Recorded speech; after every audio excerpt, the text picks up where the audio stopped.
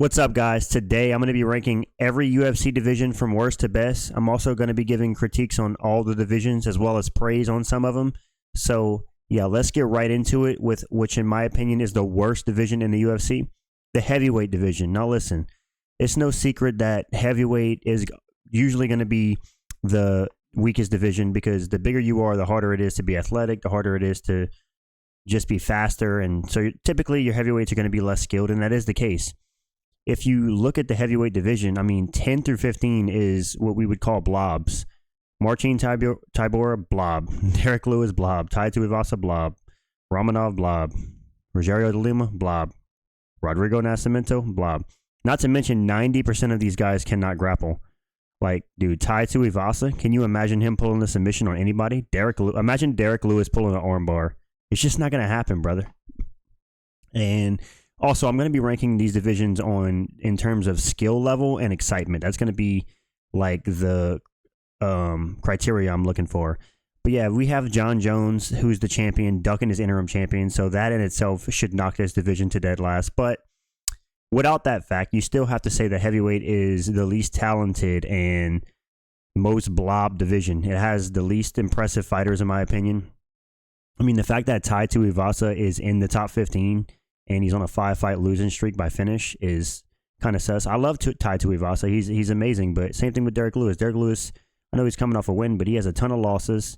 Stipe hasn't fought in 3 years, and he's getting a title shot. Like, Curtis Blades done been knocked out by half the division, and Cyril Gane fights like once a year, it seems. He got cooked by John Jones, got one win, and then we haven't seen him since.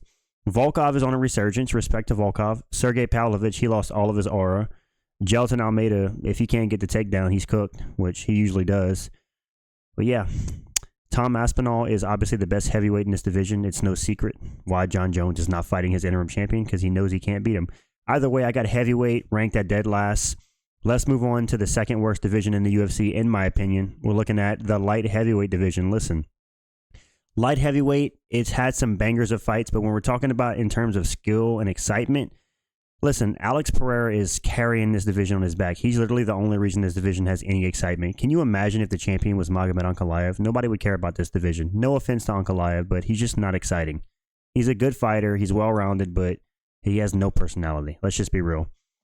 The division's getting dominated by a kickboxer with limited grappling. That needs to be said. Alex Pereira, don't get me wrong, he's developed some good defensive wrestling, but Alex Pereira, he got a black belt in jiu-jitsu after he got a knockout. This guy, he hasn't submitted anybody, and he's not looking to take the fight to the ground for the most part. He's looking to knock you out on the feet, and it is pretty funny. Respect to Alex. He's so good at kickboxing that he's able to dominate a UFC division that's been around forever with just striking pretty much. And if you look at the division all the way down, there's not many good grapplers. Let's look. Anthony Smith, decent grappler. Dominic Reyes, no grappling. Carlos Alberg, Johnny Walker, no grappling, no chin. Volkan Oezdemir, striker. Nikita Krylov, underrated grappling. Khalil Rountree, striker. Alexander Rakic, striker with decent grappling. Jan Blachowicz, grappling. He was dominated on the ground by Teixeira and even lost some moments against Alex Pereira on the ground. Jamal Hill, striker. Yuri Prohaska, striker, even though he submitted Glover. That was a fluke, let's be real. Magomed Ankalaev, well-rounded, but still a striker, I'd say, and Alex Pereira, striker. So this division is filled with strikers. And overall, if you look at 11 through 15 in this division, it's not the strongest. Alonzo Minifield and Anthony Smith being the top 15, like, dude, there's no shot. Anthony Smith is like 1 in 500 in his last 501 fights. Alonzo Minifield, who hasn't knocked out this dude at this point? Johnny Walker, dude, I can knock down Johnny Walker at this point. Yeah, this division is kind of cooked. Alex Pereira is holding all the excitement in this division, and I'm happy he is with his 3 title defenses. And Jamal Hill might actually be the worst fighter in the top 5. I think Jamal Hill is extremely overrated.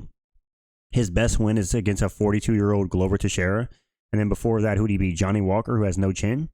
Come on. And he got subbed by Paul Craig, and he got chinned by Pereira. So Jamal Hill being number 3 is kind of a joke. Who else has he beat?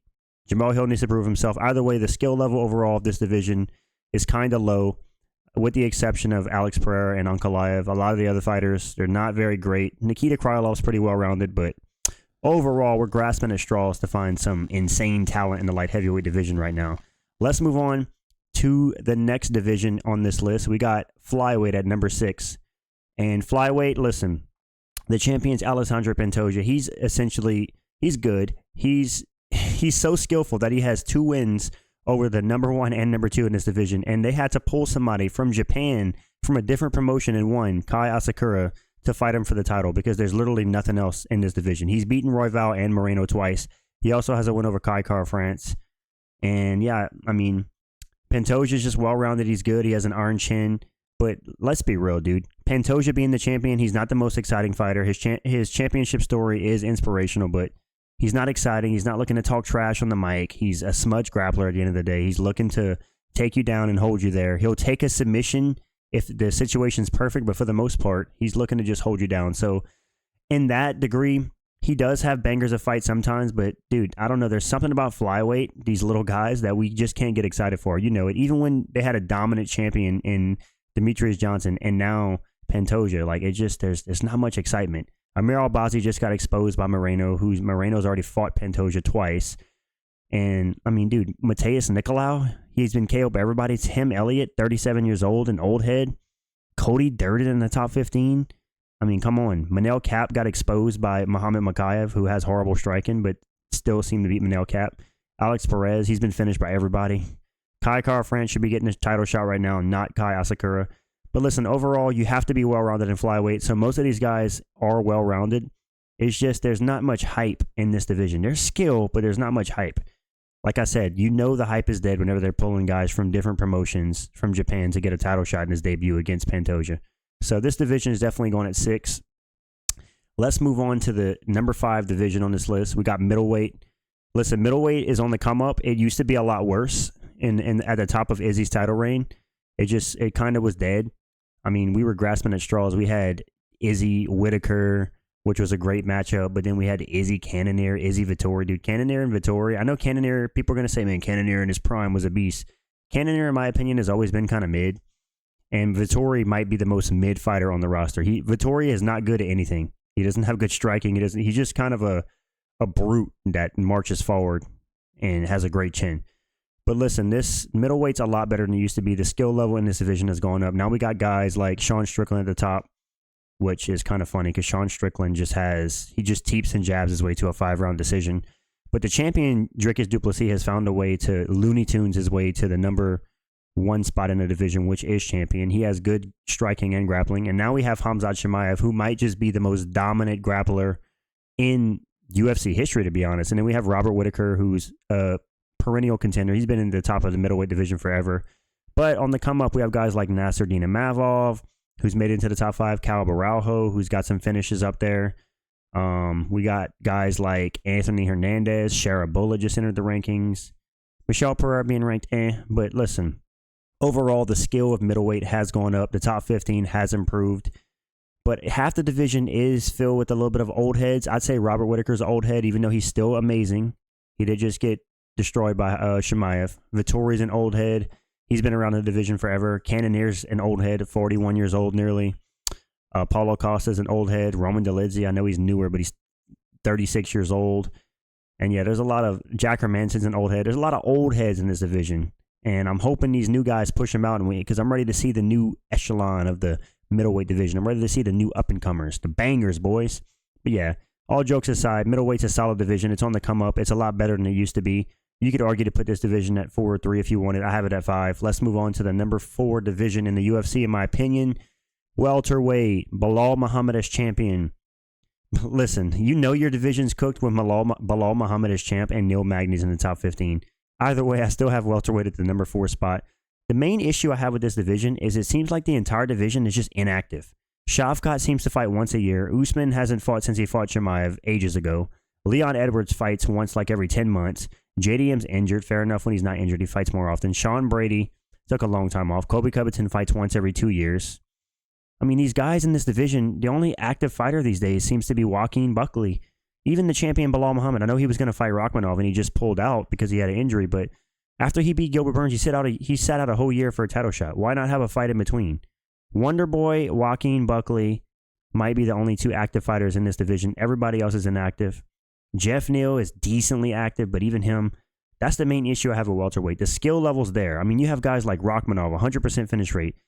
I don't like Bilal Muhammad, but I have to respect his resume. He's come up, even though he won all his fights by decision aside from Sean Brady, he's skilled and he's made it to the top. Bilal Muhammad, super skilled. Leon Edwards, former champion. Kamaru Usman, one of the most dominant title reigns and fun title reigns. Probably the second best welterweight of all time. Rachmanov, 100% finish rate. JDM, the best boxing in the division. Sean Brady, arguably the best grappling in the division.